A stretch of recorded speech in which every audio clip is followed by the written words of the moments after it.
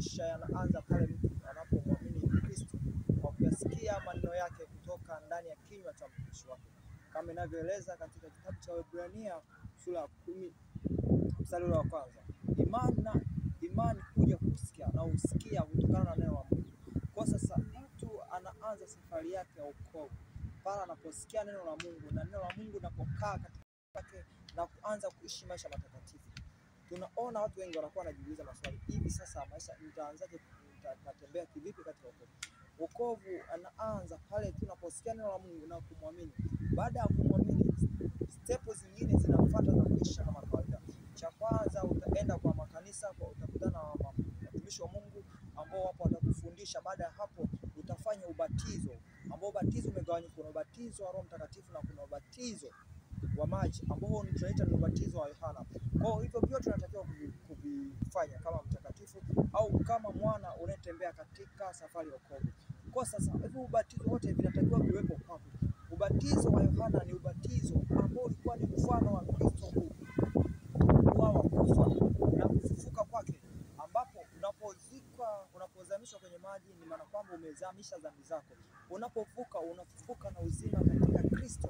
Kwa sasa mtu safari ya wokovu inaanza pale maisha yale yaliyokuwepo mwanzoni au yale uliyokuishi mwanzoni ya kifo. Ndio maana unaweza kushangaa watu wengi wanajiuliza, kwa nini mimi nilikuwa na mali nyingi lakini fortunately nimeingia kwa madhabahu, nimeanza kufuata Yesu, nimefilisika. Kwa sababu gani? Kwa sababu inatakiwa kwanza vile vitu ulivyokuwepo navyo vinatakiwa vife kwanza, ili ukifufuka unafufuka upya ndani ya Kristo. Ndio maana Yesu Kristo anasema, kaeni ndani yangu nami ndani yenu, maana mtu akae ndani yangu atakuwa kiumbe kipya, nayo ya kale yamepita. Kwa sasa unapokuwa ndani ya Kristo Yesu Kristo, vile vingine ambavyo ulikuwa unavifanya vipo awali, maana yake vinatoka, vinakufa kwanza. Ndio maana unaweza ukashangaa kwa nini watu walikuwa tajiri kabisa ameporomoka. Ni kwa sababu ule utajiri ulikuwa sio wa haki, sio wa Mungu. Kwa hiyo utajiri lazima ufike kwanza. Ukishakufa anaanza from zero, then anaanza kupanda. Nakumbuka pia unapokuwa katika Kristo, sio kwamba tu wewe utakuwa unatendewa mema tu, lazima kuna mambo mabaya.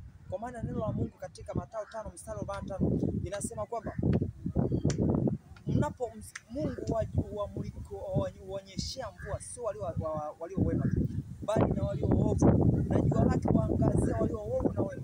Kwa sasa mtu wa Mungu usiwe na maswali mengi. Kwa nini mimi namtumikia Mungu, mimi namcha Mungu, lakini magonjwa yanifuata, si changamoto zanifuata? Chukulia mfano mtumishi wa Mungu Ayubu. Ayubu alikuwa ni mtumishi wa Mungu ambaye alimpendeza Mungu siku zote, hadi Mungu akawa anajivunia kuhusu yeye. Lakini Ayubu alipitia changamoto, watoto wake wote walikufa na mali zake zote. Isitoshe mwenyewe mwili wote ulijawa na majipu. Unaona, lakini bado alikuwa ni mtoto wa Mungu. Ndio maana unaweza ukashangaa unapitia katika maisha magumu sana, lakini vile vile ukabaki kuitwa mtoto wa Mungu.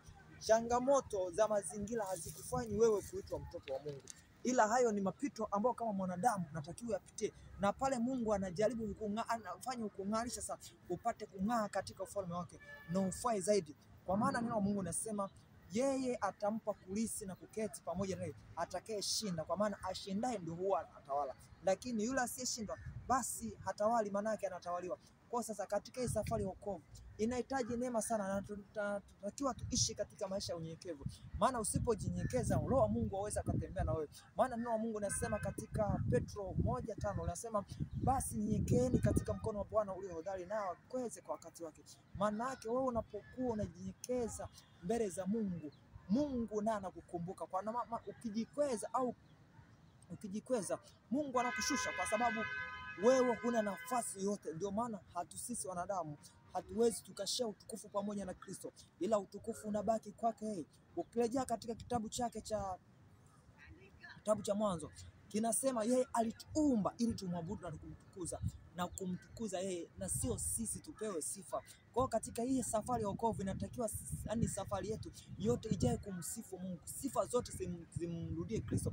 Hata kama haijalishi watu wanakusifu vipi, kwa sababu wewe ni kiongozi au kwa sababu wewe ni mtu mzuri au mtumishi mzuri ambao unafanya prophecy nzuri, ndio unafanya kwa tabia watu, au Mungu anakutumia vizuri kuwaponya watu, kulitimiza neno alilosema katika kitabu cha Isaya 60, anasema kwa kuwa Roho wa Mungu yu juu yangu, ili kwa waganga waliovunjika moyo na kuwatamkia habari njema wale walio maskini. Kwa sasa hivi ni vitu ambavyo Roho wa Mungu anajizilisha ndani ya mtoto wake, ndani ya mtumishi wa Mungu. Kwa sasa katika safari ya wokovu ni kutie moyo, endelea kumtumikia Mungu, endelea kumtumainia Mungu. Tumaini lako lidumu katika Kristo Yesu, wala lisiwe katika mazingira. Isikubabaishe juu ya hivi vitu unavyoviona, aidha kwa mtu fulani. Yaani mtu fulani asifanyike wewe chanzo cha kurudisha nyuma. Kumbuka kila mtu yupo na njia yake. Unaweza ukashangaa pastor kwa nini yuko anafanya hivi, yeye anafanya hivi. Cha msingi angalia neno linasema nini juu ya wanadamu, juu ya watu wote. Kumbuka yeye na yeye ni mwanadamu kama wewe, ila tu ni neema ambayo inatofautisha, ambayo neema iliyomo ndani yake na neema ambayo amekupa Mungu ni tofauti. Kwa wewe unaweza ukatembea katika kiwango cha juu sana kudhidi hata yule mtumishi aliyekuwa anakufundisha awali, kwa sababu Mungu alikuweka tu pale ili upate mafundisho, afu then akutumia katika kiwango ambacho anapenda yeye juu ya mataifa. Kwa sasa nipende kutia moyo, endelea kumtumikia Mungu, endelea kukaa sana katika maombi, na hii safari bila maombi huwezi ukatoboa. Safari ya wokovu bila kusoma neno huwezi ukafika mbali, kwa sababu ni vitu vingi vimejaa. Kuna kufedheshwa, kuna kutukana, mafarakano mengi kweli. Kwa kama wa Mungu kuna kusema vibaya sana, unapotukana unaambiwa hiki na hiki.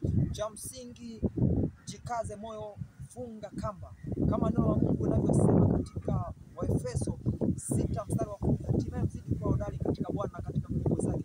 Utakuwaje hodari? Utaitwaje hodari kama hujatukana? Lazima utukanwe, lazima ufedheshwe, lazima upitie kila aina ya changamoto ambayo imekupasayo wewe kuitwa mtumishi wa Mungu. Wewe ikupasao kuitwa hodari. Hodari ni mtu anayeshinda vitu. Hodari ni mtu anayeshinda vita. Huwezi ukaitwa hodari kwa kula kila siku. Huwezi ukaitwa hodari kwa kukaa na kula nyama si nini unastarehe. Hodari ni mtu anayepambana. Kwa mtumishi wa Mungu, pambana katika roho. Kumbuka vita vyetu si vya kimwili bali ni vya kiroho.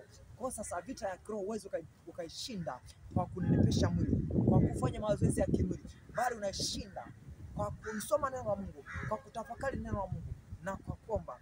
Mungu akubariki sana mtumishi wa Mungu kwa kuungana nami. Naitwa Alois Lukenza, mtumishi wa Mungu. Amina.